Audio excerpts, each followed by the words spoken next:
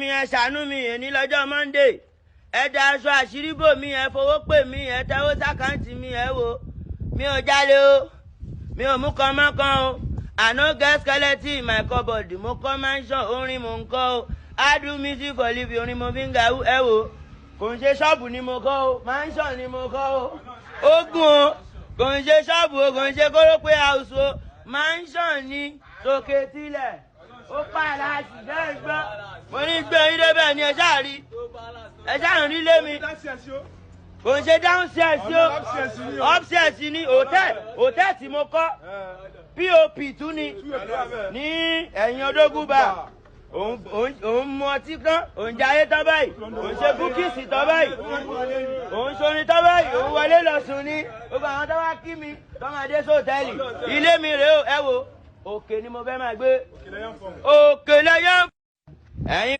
aláǹsà amúrò ó kọ́lé sẹ́gbẹ̀ẹ́ mọ́ṣáláṣí kí ni máa fàjà kí ni máa gófà onígbó pàdé ọlọ́tí níta mọ́ṣáláṣí ẹ wo bá mi rè o mọ́ṣáláṣí rè o ìlú ló ní mọ́ṣáláṣí ẹ ń gbọ́ ọmọ oró ló kọ́ ilé ijó sẹ́gbẹ̀ẹ́ mọ́ṣáláṣí bó bá ti jó tán tó jayé ẹ̀ tán wọ mọ́ṣáláṣí kó lọ bẹ̀ lọ́hùn ẹ wò hòtẹ́ẹ̀lì o ẹ wò hòtẹ́ẹ̀lì ẹ̀yin máa ń sìn mí hòtẹ́ẹ̀lì rèé pop hòtẹ́ẹ̀lì má lọ sùn hòtẹ́ẹ̀lì tí ó ní pop o kójò má lọ wọ́ ẹ lọ o gómi má lọ wọ́ ẹ lọ tójò má ń rọ o ṣe rí hòtẹ́ẹ̀lì mi ó ní pop ó ní kí ló pé ó ní parapẹ́ẹ̀tì hòtẹ́ẹ̀lì mi ni ẹ wo bó ṣe gùn hòtẹ́ẹ̀lì mi ni èmi ni mo ní kó o tó sun bí tó o bá ti sun bí o ti ṣoríire o sùn ní Odógúnbà hòtẹ́ẹ̀lì lẹ́yìn lódógúnbà kò tún wá ń ṣe Odógúnbà mọ́ tá a bá ti ṣí hòtẹ́ẹ̀lì. aláǹsà mo. kí ló pé ẹ̀yin bíríkìlà ẹ mọ̀ pé èmi kàn kọ́lé ni ìgbà tí mò ń dáwó báwọn dádì mi ń gbé kọ́ máa bá mi ṣípò yẹ̀pẹ̀ àti sìmẹ́ǹtì àti ogbógi wọlé àti irin èmi mọ̀ pé lé lálà kan.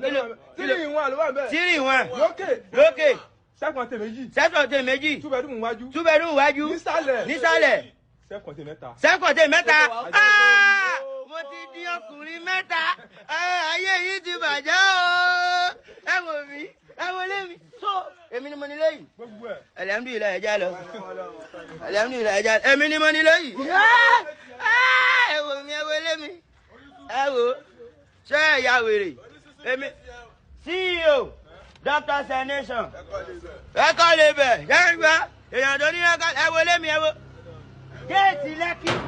géètì lẹ́kí ló wà lẹ́mi géètì lẹ́kí ló wà lẹ́mi ṣé ẹ ya wèrè ilé oní pop ni mò ń kọ́ lọ́wọ́.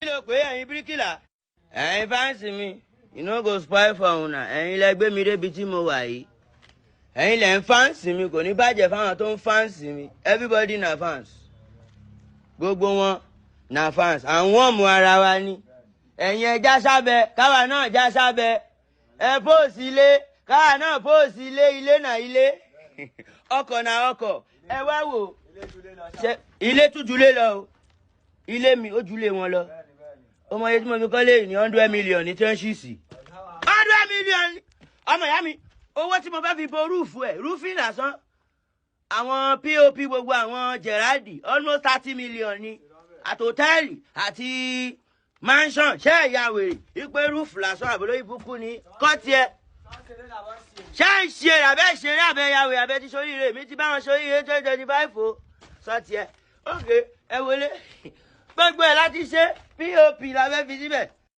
ẹ̀yin fáǹsì mi ẹnu pọ̀ lọ fi já mansion ẹ̀yin fáǹsì mi ẹ gbà mí ẹ daṣọ àṣírí bò mí ẹ wọlé mi owó pop mo wá mo ti kọ́lé pop owó pop ni mo wá I build mansion alhamdulillah ẹ wò mo ti gbàgbé léyìí kí ìgbà tí mo lọ Amẹ́ríkà ló yẹ kí n ti bo léyìí ẹ̀yin fáǹsì mi àṣé ṣó yẹ kí ọ̀ gbàgbé lédè ọ̀tún kọ́ mo kọ́ mansion mo gbàgbé ẹ̀ hòtẹ́ẹ̀ mo gbàgbé ẹ̀ mo kàn ń jayé it's not that pé there is no money but ọkàn mi ò sí ń bẹ̀ now ọkàn mi ti wá bẹ̀ èní lọ́jọ́ Monday èmi mo wá ṣí fúnra mi mo ti ṣí ó ti di ilé gbígbé a máa bò pop ògo ni mí mo kọ́lé pop ẹ wò na mansion lọ́kọ́ tiẹ̀ na mansion mi lélẹ̀ ilé lélẹ̀ hòtẹ́ẹ̀lì wà ní ẹ̀gbẹ́ Odógúnbà lẹ́yìn Odógúnbà mansion náà nìyẹn náà So Zazu don build mansion.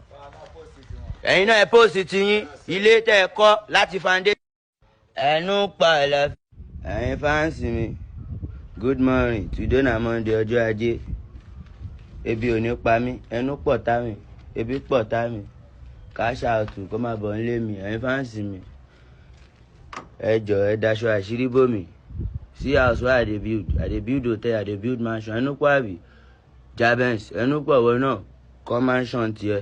Ẹ wo, ọmọ oró ni mí o, mo ti ń kọ́ mansion. See my hotel, back of Odoguba.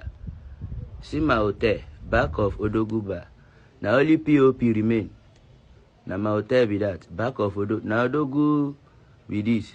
Na my hotel be this. You fancy me? See another mansion. Na me get this mansion. Na where they bury my mama be this. Oh, see my mansion. Oh, mansion me. You fancy me? You fancy? You know,